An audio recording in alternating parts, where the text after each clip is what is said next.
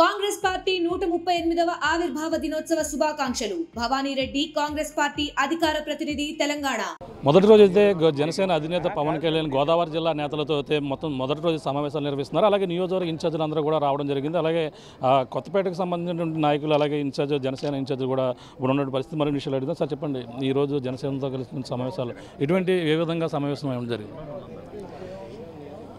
శాస్త్రస్థాయిలో Kakinada division మొత్తం కాకినాడ పార్లమెంట్లో ఉన్న ఇన్ఛార్జీలు దాంతో కలటం, స్థానిక సామాజిక వర్గ సమీకరణలు, ఆర్థికంగా అంగబలంగా మనం చేయవలసింది ఏంటి, రేపు మన పొత్తులో భాగంగా ఏ సీట్లు తీసుకుంటే ఏ బలంగా ఉన్నాయి, మనం ఎన్ని సీట్లు తీసుకున్నా విజయం అయితే సాధించి తీరాలి, గెలుపుతో లెక్కలతోటే మనం సీట్లు తీసుకుని వెళ్ళాలి, తీసుకున్న ప్రతి సీటు విజయం సాధించాలనే ఆలోచనతో అధ్యక్షులు పవన్ కళ్యాణ్ గారు ఉన్నారు. దాని మీద శాస్త్రస్థాయిలో వారు సమీక్షించడం జరుగుతూ ఉంది. అలాగే కాకినాడ డివిజన్స్ కూడా డివిజన్ల వారీగా కింద స్థాయికి వెళ్ళి ప్రజల్ని సమీక్షించడం జరుగుతుంది. అంటే ప్రధానంగా జనసేన టీడీపీ పొత్తులో భాగంగా కొన్ని ఎప్పటి నుంచో మొదటి నుంచి కూడా మీరందరూ కూడా నియోజకవర్గంలో పార్టీ అభివృద్ధి కృషి చేస్తున్నారు. కానీ ఈ పొత్తుల్లో సీట్లు అసంతృప్తిలో కేటాయింత టీడీపీ కేటాయింత అందరూ కలిసి పనిచేసే అవకాశం ఉందంటారు? తప్పకుండా. ఇక్కడ ఎలా ఉంటుందంటే జనసేన పార్టీ అందరూ కూడా ఒకటే లెక్క, ఇన్ఛార్జీలు ఇవన్నీ కాదు, జన సైనికులు పవన్ కళ్యాణ్ గారు. పవన్ కళ్యాణ్ గారు ఏ ఆదేశాలు తీసుకున్నా దానికి కట్టుబడి ఉండటానికి ఇన్ఛార్జీలు కానీ జన సైనికులు కానీ సిద్ధంగా ఉన్నారు.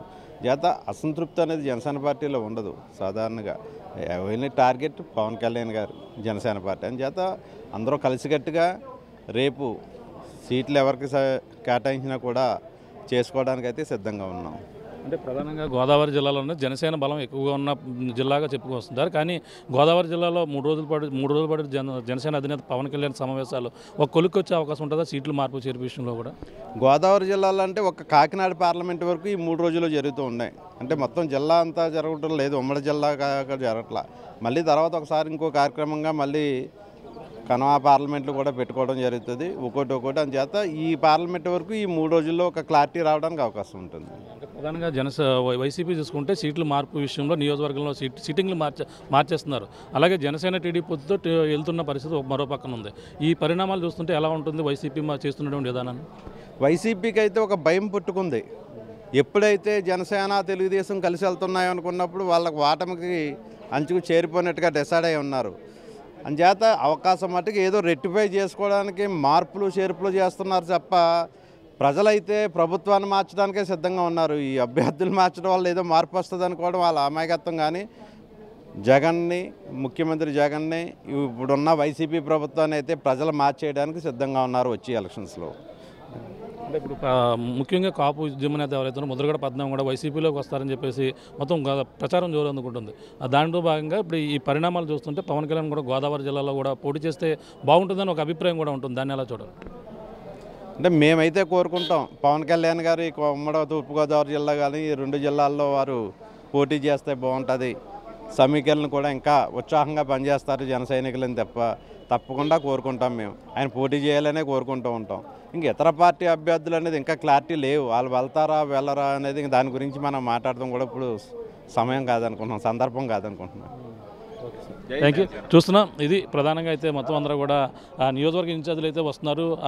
జనసేన అధినేత పవన్ కళ్యాణ్ కలిసి ఆయనతో మాట్లాడిన తర్వాత అయితే ఒక్కొక్కరుగా బయటకు వస్తున్నటువంటి పరిస్థితి అయితే ప్రధానంగా ఉంది. అలాగే కాకినాడ జిల్లా పార్లమెంట్ సంబంధించినటువంటి అభ్యర్థులతో అయితే ఈరోజు ఉదయం నుంచి సమావేశం అయ్యారు. మధ్యాహ్నం నుంచి చూసుకుంటే ప్రధానంగా కొంతమంది ఉభయ గోదావరి జిల్లాకు సంబంధించినటువంటి కొంతమంది నాయకులు వస్తున్నారు. అలాగే అంబేద్కర్ కోనసీమ జిల్లా సంబంధించి కొత్తపేట జనసేన ఇన్ఛార్జ్ ఎవరైనా బండారు శ్రీనివాస్ కూడా వచ్చి ఇక్కడ ఆయనతో కలిసి మాట్లాడుతున్న పరిస్థితి. అంటే రాబోయే ఎన్నికల్లో జనసేన టీడీపీ పొత్తులో భాగంగా ఎవరు కూడా అసంతృప్తితో ఉండకూడదు, నియోజకవర్గాల పరిస్థితులు అనేది బలాలన్నీ కూడా పరిశీలిన తర్వాత ముందుకెళ్లాలంటూ ఎవరు కూడా అసంతృప్తితో ఉండకూడదు అంటే తగిన స్థానం కల్పిస్తామంటూ జనసేన అధినేత పవన్ కళ్యాణ్ చెప్తున్నట్టుగా పరిస్థితి ఉంది. ఈ యొక్క సీట్లు కేటాయింపు అనేది కూడా ఇంకా 2-3 రోజుల్లో కొలిక్కి వచ్చే అవకాశం ఉందంటూ ప్రధానంగా అయితే చెప్తున్నారు. ఇప్పుడైతే అందరూ నియోజకవర్గంలో ఉన్నటువంటి పార్టీ బలం పైన అన్ని కూడా పూర్తి స్థాయిలో అందరూ పర్యవేక్షిస్తున్న పరిస్థితి ఉంటుందని ఈ నియోజకవర్గ సంబంధించిన ఇన్ఛార్జీలు అందరూ కూడా చెప్తున్న పరిస్థితి ప్రధానంగా కనబడుతుంది. ఇది కూడా ఉన్న తాజా పరిస్థితి. కెమెరా రామ్తో ప్రకాష్, RTV, కాకినాడ నుంచి. మరిన్ని వీడియోస్ కోసం ఛానల్ ని సబ్స్క్రైబ్ చేయండి, లేటెస్ట్ అప్డేట్స్ కోసం వాట్సాప్ ఛానల్ ని ఫాలో చేయండి అండ్ లింక్ డిస్క్రిప్షన్ లో ఉంది.